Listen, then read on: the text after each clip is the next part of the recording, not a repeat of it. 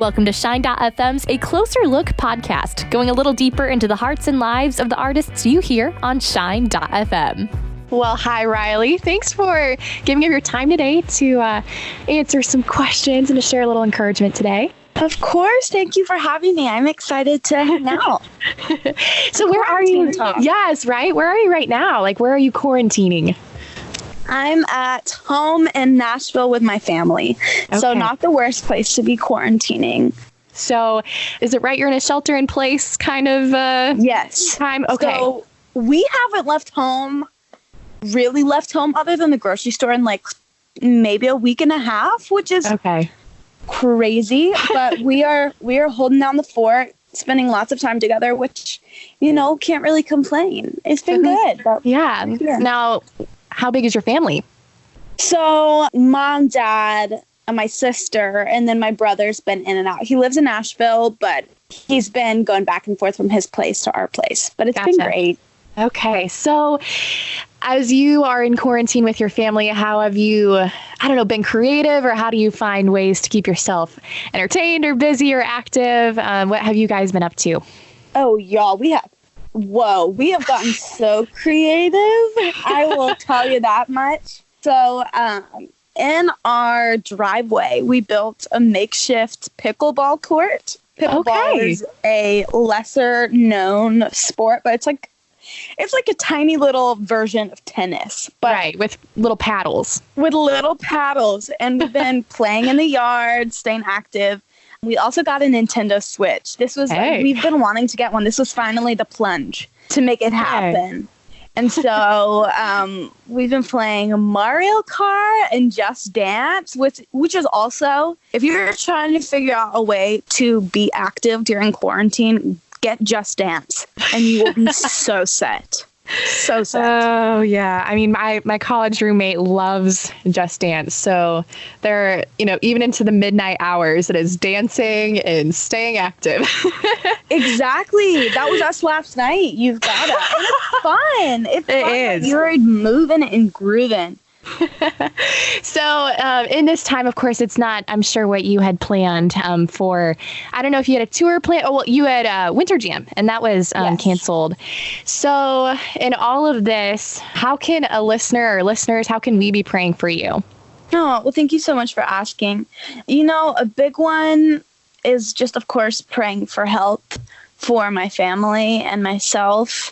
And then another one is just peace, praying for peace in situations that seemingly hold no peace, being able to find the kind of peace that can't be shaken. Yeah. Some will say they've been able to see blessings come out of this, and some just, aren't able to see a blessing yet. And, what have you been learning in this time or seeing? That's so good. I feel like looking at a situation like a global pandemic, there are so many things that are terrifying and heartbreaking and earth-shattering that are hard to stomach in so many ways. And I feel like you acknowledge that as you should. But then I've chosen, and my family has chosen, to just lean into what the situation has brought about that is or could be perceived as good. So we don't know the next time that we'll ever get this much concentrated time together as a family. So we've definitely seen the blessing of being able to all be together in one place. Normally somebody's traveling or at school or whatever. So it's been great to be able to spend time together as a family with no agenda, which has been, you never know when that's going to happen again. All right. Let's talk about your new song. We've been playing over and over. Such a beautiful song, especially for right now. But as you were writing this song, what's the heart or the story behind it for you?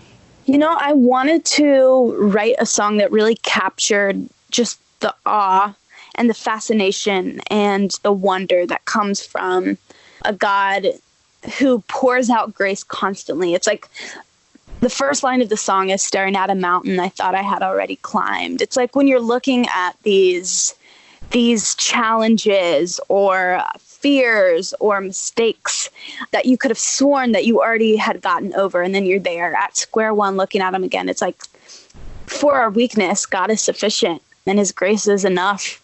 And he is so quick to pour it out. And I think just the wonder that's found in having the God of the universe choose us over and over again, no matter where it is that we've been.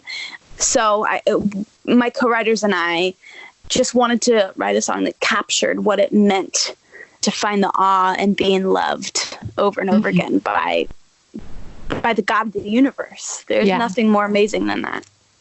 Now, when you sing it, like, what does it mean to you?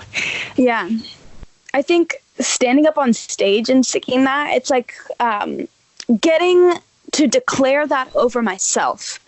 Because I think a lot of times it's like, of course, the most incredible part about shows is getting to connect to the fans. And it's been incredible to see how the listeners have taken the music and the songs and connected with them and applied them to their own stories and their own challenges and their own hills and valleys. But there's something that's incredible about taking a song that you'd written and then singing it and it meaning something new every single time that you sing it, you know, no matter what the challenge of the day is, being able to worship and declare it has been a really powerful thing in my life. Awesome. Just looking at all of the amazing accolades and accomplishments that you've even had so far in your career, and you're only 20, what's been the most surprising thing to you so far in your career? Oof. That is a really good question. I mean, there have been so many things that I just could never in a million years have seen coming. Just so many. But, you know, one of those dream come true moments for me that's standing out right now is growing up in Nashville. I'm born and raised in Nashville. I grew up listening to, watching, attending the Dove Awards. And this past year, I was nominated for New Artist Award, which was just kind of one of those full circle moments. Yeah. Just to be able to be like, wow, you know, that was a dream. That was something that I couldn't even imagine in my wildest dreams. So moments like that have been really amazing, just to get to be in rooms with people that I love and admire and respect as artists and creatives and human beings. It really never becomes a not pinch me thing. It's always very, very mind blowing. When did you decide that you wanted to do music? Oh boy. I mean, it's the kind of thing where it's like my parents say that I came out of the womb ready to go, just ready to sing, ready to play music, ready to perform. Gotcha. But I started taking singing lessons, music lessons when I was 7 or 8. And from that, I mean, when you're 10 years old, you can say, oh, I want to be an artist. I want to be a singer. I want to write music. And nobody's telling you to think of a backup plan yet, you know? Yeah. And so, of course, I had said, oh, yeah, I want to do that. Of course I want to do that. And growing up in Nashville, it was never anything super outlandish or crazy or unheard of. But when I was 12, I was singing in a choir concert at my school in middle school. And it just so happened that a music manager was in the audience there to see his daughter. But he came up to me after, introduced himself. Long story short, he's my manager of 7 years now, which it's a crazy story, but it kind of all happened at once, you know. And definitely it was a God thing because, you know, looking back, I couldn't have orchestrated that or planned it. Yeah. So for the little girls who are looking up to you and they want to also pursue music, what would you say to them? I would say run after the passion and hold on to the passion with everything that you've got, because that's the fire. That's the thing that's going to burn and be bright and amazing.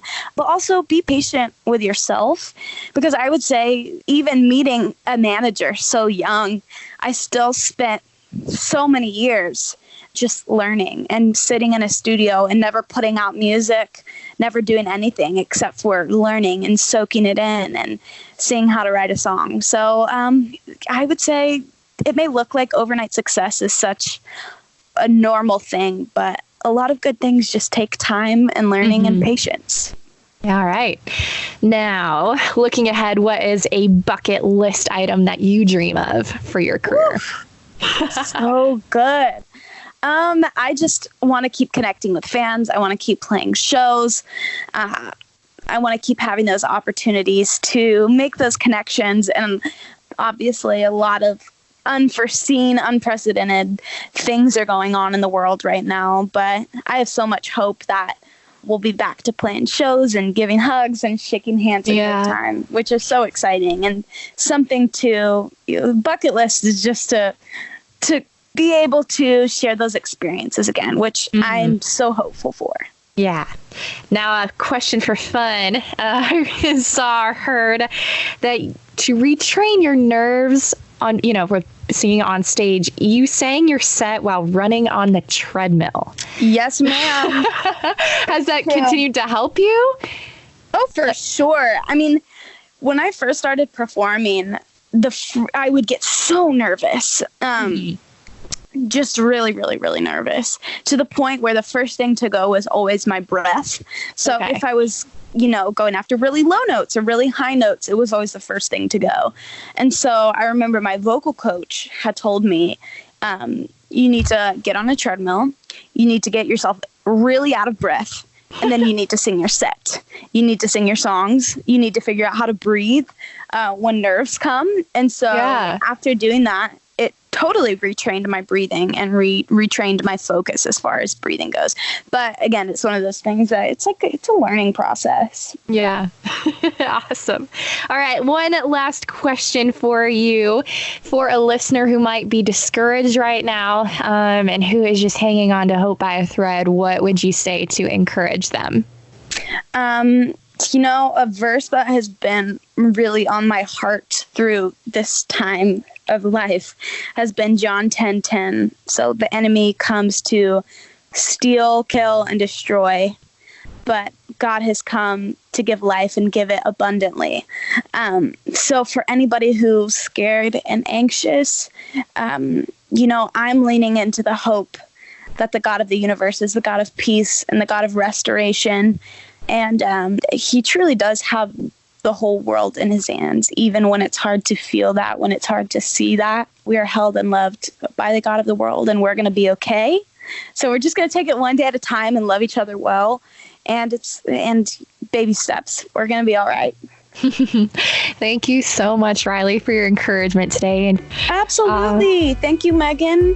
Thanks for listening to A Closer Look.